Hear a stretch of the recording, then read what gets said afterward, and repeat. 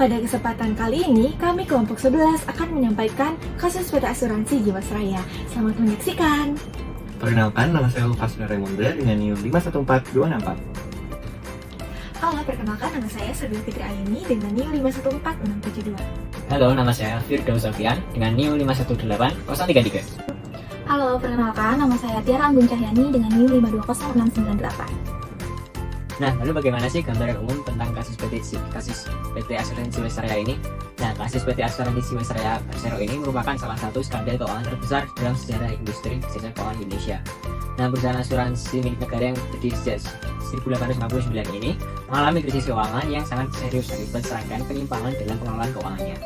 Nah, permasalahan muncul ketika Jiwasraya gagal membawa klaim jatuh tempo kepada nasabah produk JS Saving pada Oktober 2018 yang nilainya mencapai triliunan rupiah. Nah, produk ini menawarkan bunga yang tinggi antara 9 hingga 13% per tahunnya. Tapi, dana premi tersebut diinvestasikan ke aset risiko tinggi dan tidak likuid pada saham gorengan dan oleh manajer investasi yang terafiliasi. Nah, selain itu, Jiwasraya diketahui melakukan manipulasi laporan keuangan, yaitu pengakuan laba yang tidak sesuai kenyataan dan pencatatan pendapatan premi tanpa memperhitungkan beban kewajiban jangka panjang. Nah, pada laporan keuangan tahun 2017 tercatat laba sebesar 360 miliar. Tetapi, pada hasil audit ulang oleh PwC menunjukkan bahwa angka tersebut harus dikoreksi. Nah, Jiwasraya juga mengalami under reserving atau cadangan teknis yang tidak mencukupi, serta rasio solvabilitas yang negatif hingga minus 900%. Jauh di bawah standar minimum OJK yaitu sebesar 120%. Nah, teman-teman, kira-kira kenapa sih kasus PT Asuransi Jiwasraya ini bisa terjadi? Nah, penyebabnya yang pertama itu terjadi manipulasi yang disebabkan kurangnya pengendalian internal perusahaan. Selanjutnya, pengelolaan investasi yang tidak prudent dan adanya tekanan likuiditas yang telah berlangsung sejak lama. Dan juga terjadi kerugian yang disebabkan penjualan produk tabungan dengan bunga yang tinggi di atas bunga deposito dan bunga obligasi secara besar-besaran sejak tahun 2015. Nah, kondisi ini diperburuk dengan saat dana terkumpul dari produk JS Saving Plan yang dimiliki oleh PT Asuransi Jiwasraya malah diinvestasikan di instrumen keuangan dengan kualitas yang rendah. Nah, perusahaan juga kurang menerapkan prinsip kehati-hatian dalam melaksanakan investasi. Berdasarkan pendapat anggota DPR, penyebabnya adalah yang pertama, kesalahan pembentukan produk JS Saving Plan yang menjanjikan return sebesar 9% hingga 13% sampai dengan tahun 2018 dengan waktu pencairan 11 tahun. Selanjutnya, perusahaan ini salah menggunakan skema investasi yang justru menekan likuiditas perusahaan dan juga rekayasa harga saham. Dan yang terakhir adalah rekayasa harga saham yang dilakukan oleh manajemen perusahaan. Oke, memasuki ke bagian kapan dan bagaimana kronologi kasus di PT Jiwasraya.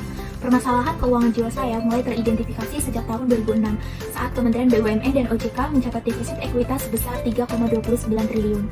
Audit BPK juga memberikan opini disclaimer pada laporan keuangan tahun 2006 sampai 2007 karena adanya data cadangan yang tidak dapat diyakini. Nilai ekuitas juga terus menurun hingga mencapai 6,3 triliun pada tahun 2009. Kemudian pada periode 2010 sampai 2011, Jiwasraya mencoba memperbaiki kondisi keuangannya melalui skema reasuransi yang sempat mencatatkan laba sebesar 1,3 triliun pada tahun 2011. Namun, OJK menilai ini hanya solusi jangka pendek, sehingga permintaan perpanjangan skema tersebut ditolak pada tahun 2012 karena laporan keuangannya juga dinilai tidak dapat mencerminkan nilai yang wajar. Kejanggalan baru muncul di tahun 2014 ketika Jiwasraya menjadi sponsor klub sepak bola Manchester City di tengah menghadapi krisis keuangan. Di sisi lain, produk Jiwasraya Saving Plan sempat meningkatkan pendapatan hingga 21 triliun. Namun hal ini menutupi masalah internal yang masih berlangsung. Kemudian pada tahun 2018, Direktur Utama baru Asmawi Syam menemukan manipulasi laporan keuangan.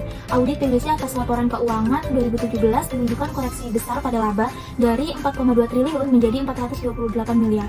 Kemudian Menteri BUMN memerintahkan audit investigasi bersama BPK dan BPKP karena potensi gagal bayar kepada nasabah. Pada Oktober 2018, Jiwasraya secara terbuka menyatakan tidak mampu membayar klaim Jiwasraya Saving Plan senilai 82 miliar. Direksi kembali diganti, dan direksi baru yaitu Hatsana Trisasongko mengungkapkan bahwa Jiwasraya butuh 38,89 triliun untuk memenuhi resiko solvabilitas minimum. Sedangkan asetnya itu hanya 23,26 triliun dan kewajibannya mencapai 50,5 triliun. Pada November 2019, Menteri BUMN Erick Thohir melaporkan indikasi kecurangan kepada Kejaksaan Agung setelah menemukan laporan keuangan yang tidak transparan serta investasi di saham berisiko tinggi. Tercatat ada 5,3 juta korban gagal bayar, di mana 80%-nya berasal dari kalangan menengah ke bawah. Berlanjut pada Desember 2019, Kejaksaan Agung menaikkan status perkara menjadi penyidikan kasus korupsi dan ditemukan bahwa 95% dana investasi Jiwasraya ditempatkan pada aset berisiko tinggi. Hingga Agustus tahun 2021, 6 terdakwa dijatuhi hukuman penjara dan denda atas korupsi dan pencucian uang yang merugikan negara sebesar 16 triliun. Para terdakwa meliputi pejabat internal Jiwasraya dan pihak eksternal, yaitu Heru Hidayat selaku Komisaris PT Trada Alam Minera, Syahirman selaku mantan Kepala Divisi Investasi, Joko Hartono selaku mantan Direktur PT Maxim Integra, Hari Prasetyo selaku mantan Direktur Keuangan Jiwasraya, Rahim Hendrasin selaku mantan Direktur Utama Jiwasraya, Denny Cokro Saputro selaku Komisaris PT Hansen Internasional. Putusan pidana dijatuhkan oleh Mahkamah Agung yang menetapkan hukuman penjara dan denda kepada para pelaku sebagai bentuk pertanggungjawaban hukum. Kemudian kita akan membahas nih terkait dokumen sumber yang digunakan untuk mengungkapkan kasus tersebut. Nah, yang pertama adalah kontrak polis dengan JS Saving Plan. Kemudian ada laporan hasil pemeriksaan BPK Republik Indonesia yang telah mengungkapkan nih terjadinya kerugian di perusahaan. Kemudian ada apa lagi sih? Tentunya ada data transaksi investasi di PT Asuransi Jiwasraya. Nah, berikutnya yang keempat nih teman-teman, ada laporan tahunan atau annual report yang telah disusun perusahaan yang berisikan laporan keuangan dan juga laporan kinerja. Kemudian ada apa lagi sih? Tentunya ada laporan audit eksternal yang telah dilakukan pada tahun-tahun sebelumnya. Contohnya ada laporan audit yang telah disusun oleh PwC pada tahun 2017. Kemudian ada transkrip rapat dengar pendapat di DPR Republik Indonesia, yaitu yang dilakukan oleh Komisi 3 dan juga Komisi 6 nih teman-teman. Dan berikutnya, dokumen yang tak kalah penting yaitu dokumen dari OJK yang menyebutkan pengumuman nih teman-teman terkait pencabutan kegiatan usaha dan juga pembatasan nih yang diawali dengan pembatasan di tahun 2024 dan pada tahun 2025 terjadi pencabutan izin usaha di bidang asuransi atas nama PT Asuransi Jiwasraya Persero.